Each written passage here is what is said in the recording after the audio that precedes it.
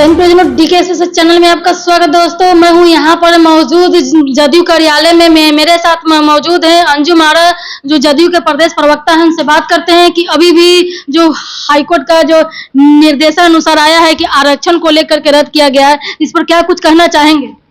जी, हम लोग को भी अभी भी जानकारी मिली है कि ऑनरेबल हाई कोर्ट के द्वारा जो हमारे डिसीजंस थे, बिहार में आरक्षण के दायरे को बढ़ाया गया था। बिहार में कास्ट बेस्ड सर्वे, सोशियो इकोनॉमिक जो सर्वे हुए थे, उस सर्वे के उपरांत जो चीजें सामने आई थी, उसके आधार पे दोनों सदनों से हमारी सरकार जो आदरणीय नीतीश कुमार जी की लीडरशिप में है, हमने उस दायरे को बढ़ाया था। अभी जानकारी प्राप्त हुई कि ऑनरेबल हाई कोर्ट में इसे चुनौती दिया गया था और हाई कोर्ट ने शायद उसे, मैं अभी अवगत नहीं हूँ, अवलोकन करेंगे। जब वर्डिक्ट आता है तो अवलोकन हम लोग करेंगे निरस्त क्या है। तो हम लोग जाएंगे एप्रोप्रिएट अथॉरिटी, कंपिटेंट जो कोर्ट होगा, एप्रोप्रिएट कंपिटेंट कोर्ट होगा, वहां जाएंगे इसके लिए। तो आगे क्या होगा, इस पर क्या कुछ नहीं, निश्चित रूप से हमारी सरकार ने जो ये निर्णय लिया था, आरक्षण के दायरे को बढ़ाया था, वो बाबा साहब भीमराव अंबेडकर का जो कॉन्स्टिट्यूशन में जो आरक्षण की व्यवस्था क्या थी, आरक्षण का जो व्यवस्था रहा है उसका स्पिरिट ही रहा अफर्मेटिव एक्शन। उनके खिलाफ जो उनके पक्ष में जो समाज विकास की मुख्य धारा से छूटे हुए थे, जो कॉन्स्टिट्यूशन में राइट टू इक्वालिटी की बात की गई थी, तो इसी अफर्मेटिव एक्शन के माध्यम से, इसी आरक्षण के माध्यम से हम समाज में समानता ला सकते थे।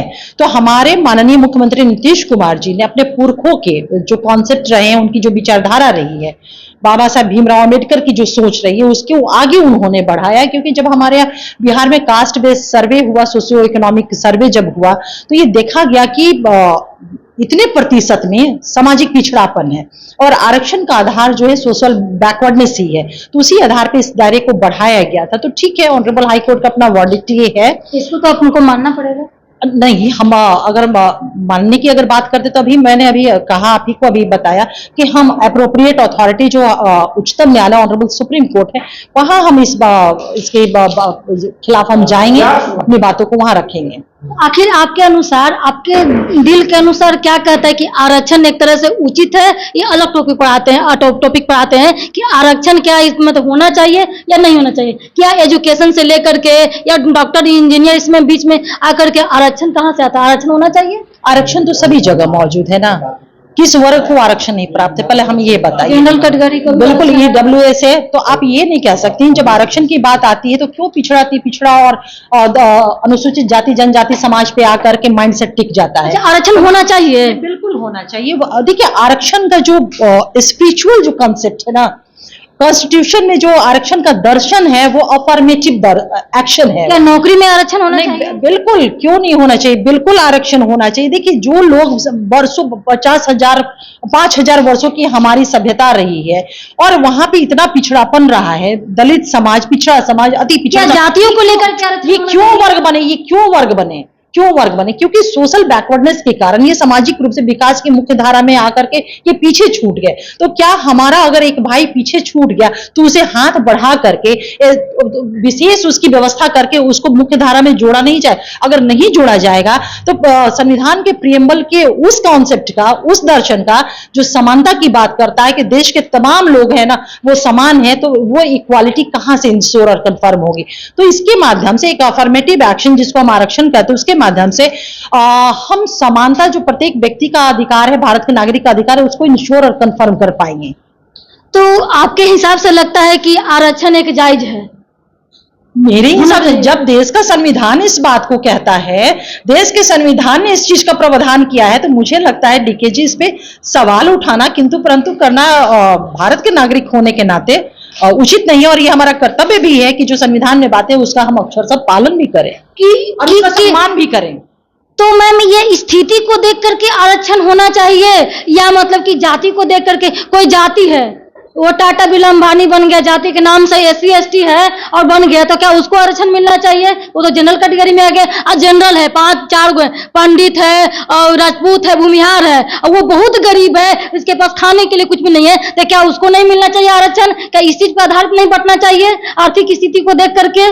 देखिए, 2-3 बातें आपने कही, आपने इतना तेजी में सवाल पूछा है, जितना मैं समझ पाई हूँ उस सवाल को। पहली बात आपने कहा कि जाति के आधार पर आरक्षण है। आरक्षण जाति के आधार पे नहीं, वर्ग के आधार पे है, पहली बात। दूसरी बात आपने कहा पंडित, भूमिहार और किन किन जातियों का आपने नाम लिया, क्या उन्हें आरक्षण नहीं मिलना चाहिए जो गरीब है? बिल्कुल, इसीलिए तो व्यवस्था है इस देश में और बिहार में भी EWS एक अलग कैटेगरी बनाया गया कि जो भी सवर्ण समाज के लोग हैं जिनका इकोनॉमिकल कंडीशन बेहतर नहीं है और वो अपने इकोनॉमिकल कंडीशन बेहतर ना होने की वजह से वो विकास की मुख्य धारा में आने से वो पिछड़ जा रहे हैं, अपने जो समानता का की जो बात कॉन्स्टिट्यूशन में की गई है वो उसको नहीं उस तक पहुंच पा रहे हैं, तो इसकी व्यवस्था की गई है। तो तमाम वर्गों के लिए जो किसी भी कारण से, चाहे वो सोशल बैकवर्डनेस हो या इकोनॉमिकल बैकवर्डनेस हो, वो अपने आप को नहीं जो कनेक्ट कर पा रहे हैं डेवलपमेंट से, तो एक स्पेशल उनको प्रिविलेज दे करके, स्पेशल एक एक्शन, अफर्मेटिव एक्शन लेकर के उनको विकास की मुख्य धारा से जोड़ने का प्रयास सरकार के द्वारा किया जा रहा है। और ये सरकारों का कर्तव्य भी है और किसी भी भारत का नागरिक का ये अधिकार भी हो जाता है कि वो सिमिलर फुटिंग पे सब एक साथ खड़े रहें। जदयू के नेता जो है आरोप लगा रहे हैं कि जो नीट का परीक्षा जो पेपर लीक हुआ है, इसका लिंक कनेक्शन कहीं ना कहीं तेजस्वी यादव पर इशारा करते हुए कर रहे हैं। देखिए, इस पे अभी थोड़ी देर पहले हमारी पार्टी ने इस पे हम लोगों ने प्रेस वार्ता की, प्रेस कॉन्फ्रेंस के हमारे पार्टी के माननीय मुख्य प्रवक्ता श्री नीरज कुमार जी ने, ये आरोप हमारा नहीं है, आप जो कह रही ना आरोप नहीं, ये डॉक्यूमेंट्री फैक्ट्स हैं। ये जो भी हम लोग कह रहे हैं, जो साक्ष्य उसके हैं, उस आधार पर उसकी मतलब उस साक्ष्यों को, उस डॉक्यूमेंट्री एविडेंसेस को आप लोगों के सामने हम लोगों ने रखा और चंद हमारे सवाल भी रहे। तो अगर ये आरोप आप कह रही, तो क्या आदरणीय नेता प्रतिपक्ष इस बात को नकारेंगे कि प्रीतम कुमार जी उनके आप्त सचिव नहीं है? क्या प्रीतम कुमार जी इस बात को इनकार करेंगे कि सिकंदर यदुवेंदु जी जो है वो उनके रिश्तेदार नहीं है? क्या गिरफ्तार जो अनुराग यादव है वो इस बात को नकारेंगे कि ये इनके रिश्तेदार नहीं है? तो ये सारे कनेक्शन है और ये डॉक्यूमेंट्री एविडेंसेस है जिसको हमारी आर्थिक अनुसंधान इकाई ने सारी चीजों को इनिशियल फेज पे जो इन्वेस्टिगेशन और इंक्वायरी होती है उसके बाद ये पाया है। तो ये हम लोगों ने आप लोगों के सामने फैक्ट्स को रखा है। आरोप लगाना और आरोप को साबित करना ये इन्फोर्समेंट एजेंसियां है, इंस्टीट्यूशन है, पुलिसिंग है, एडमिनिस्ट्रेशन, उनका ये काम है। तो ये भी सौरभ मर्डर केस का क्या हुआ है? पुलिस जांच कर रही है। जो अभी भी हाल में जो बच्ची का जो जिसके साथ हत्या के श्रेया का, उसके गिरफ्तारी भी हुई है, प्राथमिकी दर्ज हो गई, गिरफ्तारी हुई है। एक चीज जान लीजिए कि बिहार में कानून का राज है, नीतीश कुमार जी का सुशासन है।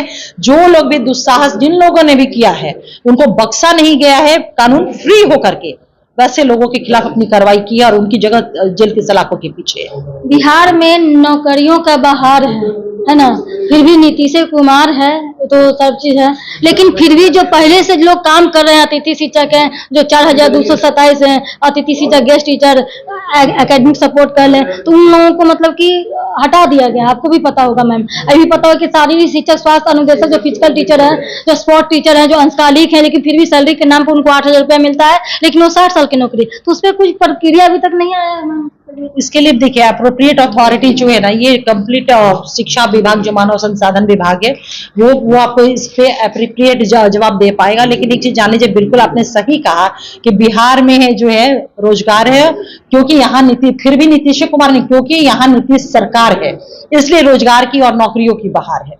तो ये सप्लीमेंट्री रिजल्ट बीपीएससी, अब मैम पेपर लीक नहीं ना होगा, क्योंकि इस पर जो डबल इंजन की सरकार में बहुत इस पर कार्रवाई होगा और जो नया सख्त कानून इस पर बनने जा रहा है, तो क्या आपके बाद इस पर तो नहीं ना होगा ऐसा चीज? देखिए, एक चीज तो जान लीजिए कि जो भी पेपर लीक हुए हैं उनके पूरा स्कैन होता है, बेल्ट से लेकर के जूता चप्पल से लेकर पूरा खोलवाया, पूरा स्कैन किया जाता है। लेकिन ये मिडिल क्लास का ये नहीं मामला है, वो हायर कमान ऊपर तक की लिंक पे लगा हुआ है। मैंने नाम बताया ना, अभी जो कनेक्शन मैंने बताया ना आपको, मैम फार्म भरता है बच्चा लोग, किसी से गरीब बच्चा जो है बगल से मांग करके फार्म भरता है, इस तरीके से पढ़ लिख करके पेपर जब लीक हो जाता है तो क्या उस माँ पर गुजरती होगी? क्या इस पर कितना तो सीरियल आ गया, कितना उस पर डिबेट भी हो, नहीं छोड़ा जाता है ना, नहीं बख्शा जाता है। वैसे लोग बिहार तो नजीर पेश किया है ना, अभी नीट जो पेपर लीक मामले हुए हैं, बिहार के आर्थिक अनुसंधान इकाई ने तो खंगाल करके रख दिया, चीजों को कबूल करना पड़ा।